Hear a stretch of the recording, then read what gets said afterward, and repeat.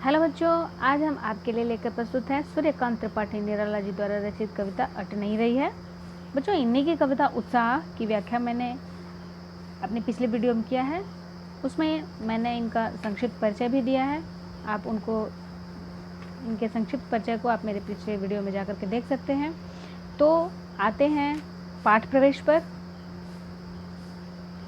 यहाँ पर कवि कह रहे हैं, कविता अट नहीं रही है, फागुन की मादकता को प्रकट करती है। फागुन मास जो होता है वो पूर्ण सौंदर्य में होता है, अपने पूर्ण यौवन पे होता है।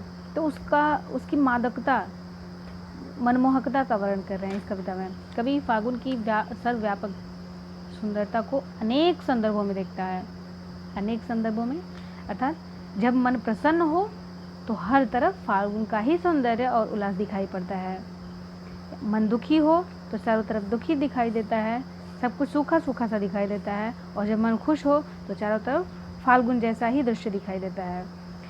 सुंदर शब्दों के चयन एवं लय ने कविता को भी फाल्गुन की ही तरह सुंदर एवं ललित अर्थात मनमोहक बना दिया है। तो अब चलते हैं कविता पर। इस कविता में कवि फाल्गुन मास के सौंदर्य और मादकता का वर्णन करते हैं।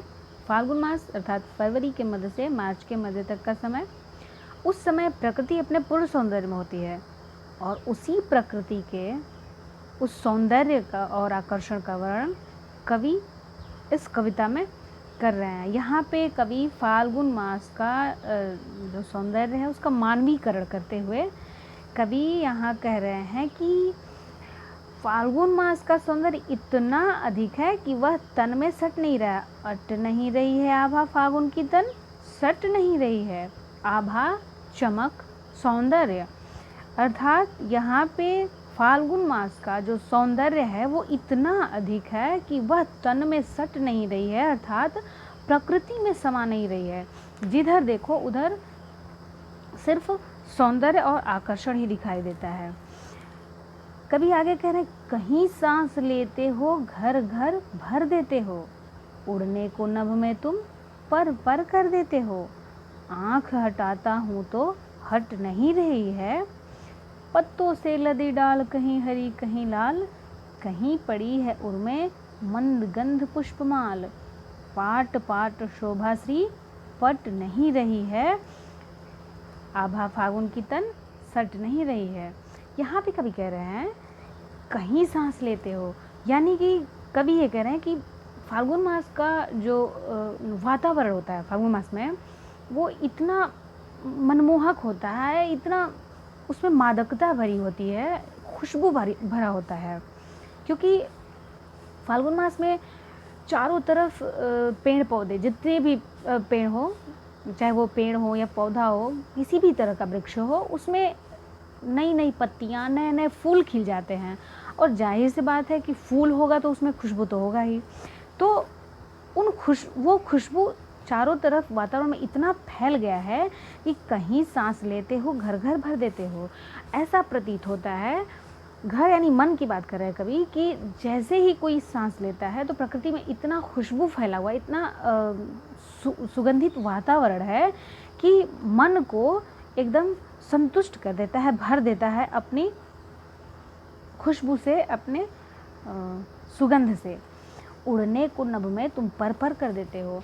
और ये सौंदर्य, जो प्रकृति का ये सौंदर्य है और उसके खुशबू की जो मादकता है, वह इतना प्रभावी हो जाता है कि ऐसा प्रतीत होता है जैसे पशु पक्षी जो हैं वो भी मादक हो जाते हैं, मदमस्त हो जाते हैं प्रकृति को देख करके। और उनको देख करके ऐसा प्रतीत होता है कि काश हमारे भी पर होते तो हम भी उड़ जाते। पर पर कर देते हो, उड़ने जैसा, मतलब मन करता है कि हम भी उड़ जाएं, कहीं हम भी उड़ जाए। जैसे कि वसंत ऋतु में फूल खिलते हैं तो उसमें तितलियां चारों तरफ मंडरा रही होती है, कहीं भौरे मंडरा रहे होते हैं, कहीं पक्षी कलरव कर रहे होते हैं। तो ये देखकर कवि के मन में ऐसा प्रतीत होता है कि वो भी उड़ जाता, उसके भी पर होते तो वो भी उड़ जाता है। आगे कह रहे हैं कि आँख हटाता हूँ तो हट नहीं रही है। फाल्गुन मास के इस सौंदर्य का वर्णन करते हुए कवि कह रहे हैं कि जो चारों तरफ का जो वातावरण है वो इतना आकर्षक है कि उधर से आँख हटाने पर भी हट नहीं रही है। इतना अपने आप में अट्रैक्ट कर ले रहा है अपनी तरफ, इतना आकर्षित कर ले रहा है कि हम चाह कर भी अपनी नज़रों को हटा नहीं पा रहे हैं। सिर्फ देखते ही रहने का मन कर रहा है, अपलक देखते रहने, यानी ये बिना पलक गिराए देखते रहने का मन कर रहा है। आँख इस दृश्य से हट नहीं रही है। कह रहे आगे कि पत्तों से लदी डाल, कहीं हरी कहीं लाल। आपने देखा होगा बच्चों की जब नए नए पत्ते लेते हैं कोई भी पेड़ या पौधा, जब नया नया पत्ता लेता है तो वो स्टार्टिंग में रेड कलर का, हल्का सा लाल कलर का होता है। तो यहाँ पे कभी कह रहा है कि जो पत्ते विकसित हो चुके हैं वो तो लाल नहीं होंगे, वो हरे हैं। तो यहाँ पे कह रहे हैं कि पत्तों से लदी डाल, चारों तरफ से जो पेड़ों के जो पत्ते हैं, पेड़ जो हैं वो पत्तों से बिल्कुल लद चुके हैं और कहीं हरे और कहीं लाल पत्ते पेड़ों पर दिखाई दे रहे हैं। उनकी डालियाँ पेड़ों से लद चुकी हैं और कहीं हरे और कहीं लाल लाल पत्तियाँ दिखाई पड़ रही हैं। आगे कह रहे हैं कि कहीं पड़ी है उर में मंद गंध पुष्पमाल। उर अर्थात हृदय। और कह रहे हैं कभी कि कहीं पे पेड़ों पर जो लदी, उनके जो टहनियों पर जो फूल लगे हुए हैं, तनाओं में जो फूल लगे हुए हैं, उसको हृदय की उपमा दे रहे हैं कवि और कह रहे हैं कि कहीं पड़ी है उर में मंद गंध पुष्पमाल, यानी कि मंद यानी धीमे से खुशबू वाले, गंध वाले पुष्पों की माला।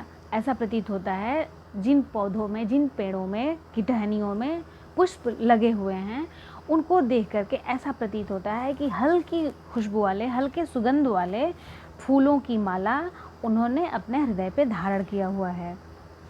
आगे कह रहे हैं कि पाट पाट शोभा श्री पट नहीं रही है, अर्थात जिधर भी देखो शोभा श्री अर्थात लक्ष्मी की तरह, मतलब चारों तरफ जिधर भी देखो सौंदर्य ही सौंदर्य दिख रहा है, चारों तरफ पट गया है। पूरी प्रकृति, पूरा वातावरण इस फाल्गुन मास के सौंदर्य से पट गया है, अर्थात एकदम चारों तरफ पट गया है और ये पट नहीं रही है, उसमें समा नहीं पा रहा है।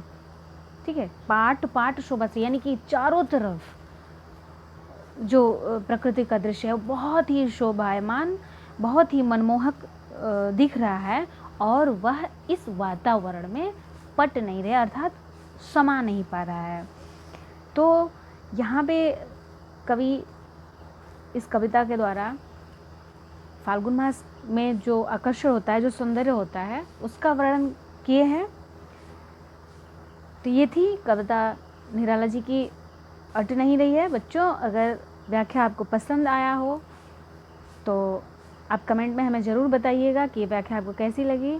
और हाँ, अगर आप लोगों को इस कविता के प्रश्नोत्तर की आवश्यकता महसूस होती होगी तो हमें कमेंट बॉक्स में ज़रूर बताइएगा। आप लोग अगर कहेंगे तो हम इस कविता के प्रश्नोत्तर भी आप लोगों के लिए लेकर प्रस्तुत होंगे। तो आज के लिए धन्यवाद।